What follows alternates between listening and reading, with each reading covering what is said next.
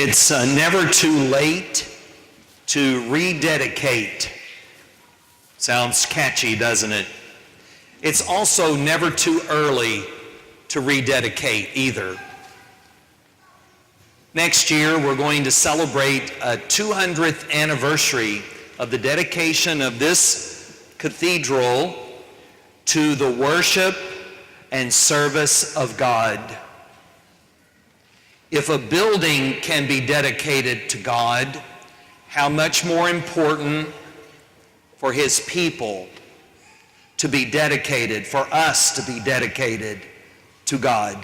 For what good would a building be without the people? No better than a house without a home, that is, with family.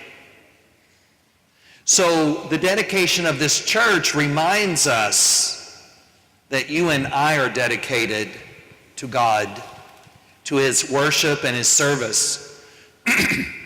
When Jesus was born, Mary and Joseph, on the 8th day, took Him to the temple to be dedicated to the Lord.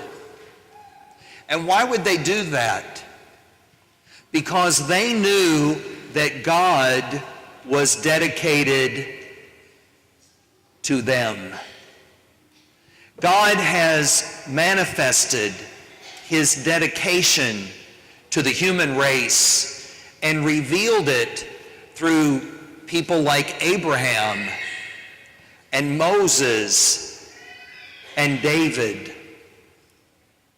Little did Mary and Joseph know that their son, that Jesus would be the great covenant, the eternal covenant of God to us, a commitment to us for all eternity, a commitment of love that even conquers death and offers us life.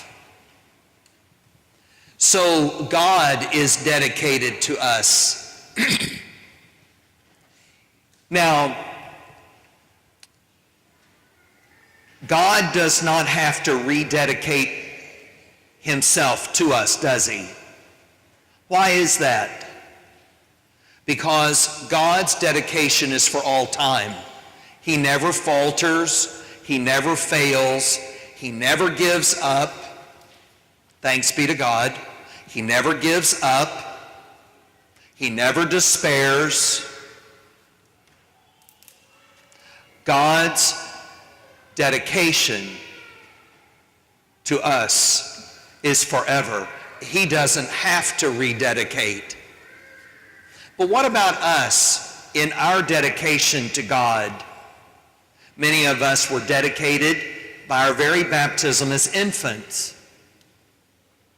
But what happens to us? Well, we notice our faults and our failures. One day we're really dedicated, the next, maybe not as much. In fact, every time we gather here together, after the sign of the cross, we first say, Lord, have mercy. Christ, have mercy. Lord, have mercy. Why is that? Because we recognize our failures and failings, the limitations of our dedication to God. And so every time we come here, we rededicate to God. We give back to God our desire to follow Him, to be faithful to the covenant that He's given, this relationship, and to live it out.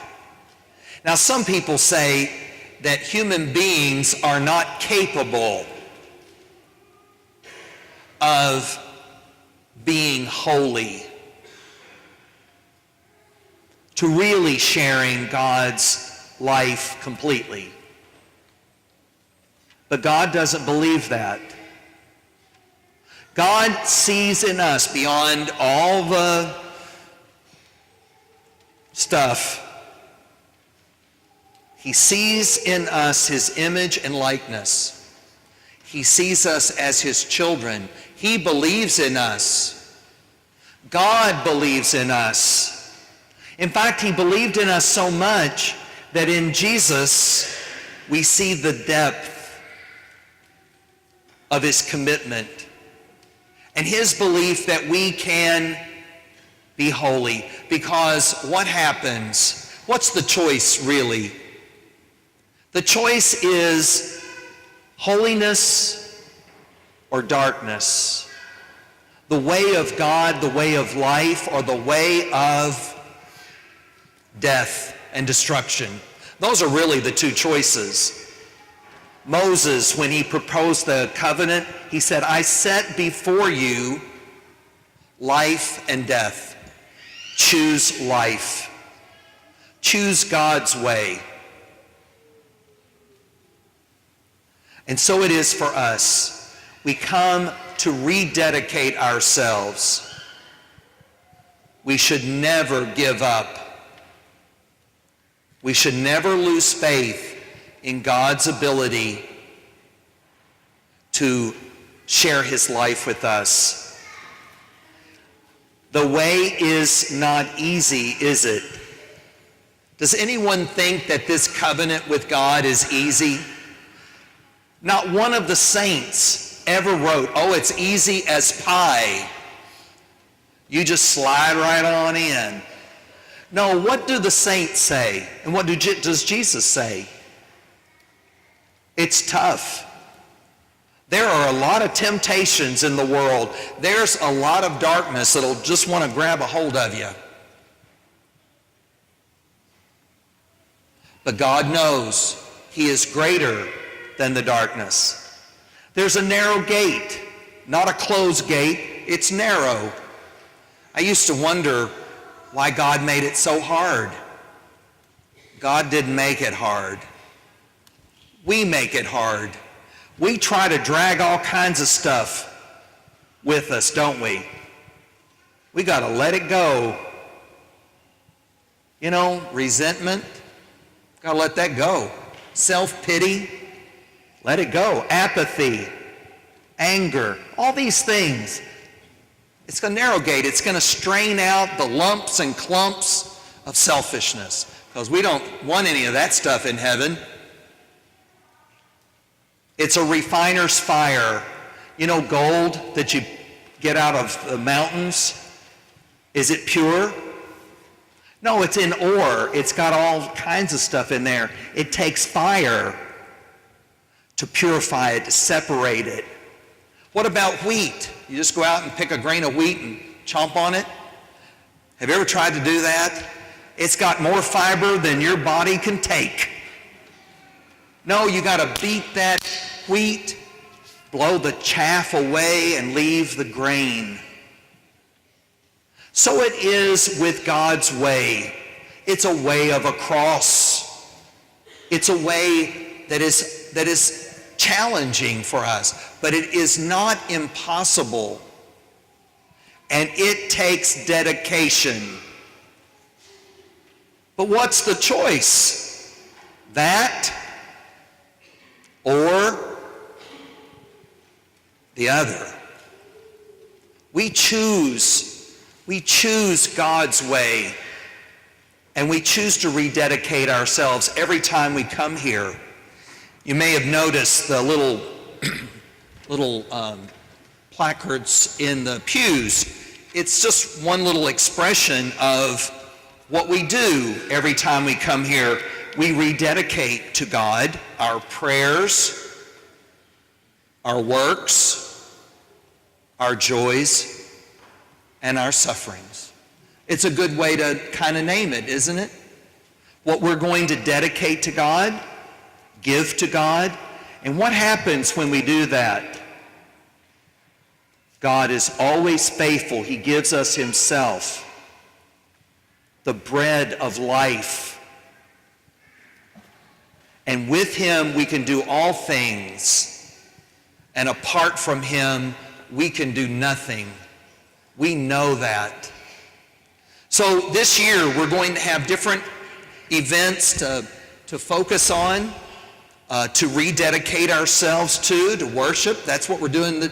That's what we're doing today, right? We're built to worship God. Here we are. We're also built for many other things, and those are going to be focused on throughout the year, so that when the end of the year comes and we come to that great celebration, we have a lot to be thankful to God for. Because if any good thing happens this year, I'm taking credit for it. There wasn't enough laughter at that. There should have been a bigger laughter. No, we're going to give the credit where it belongs. God. Because God is the one who has faith in us and fills us with his grace.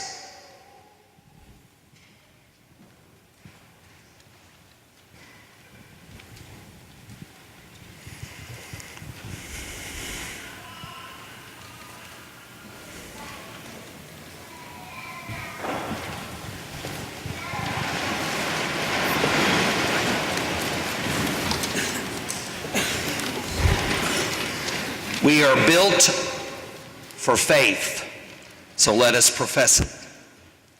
I believe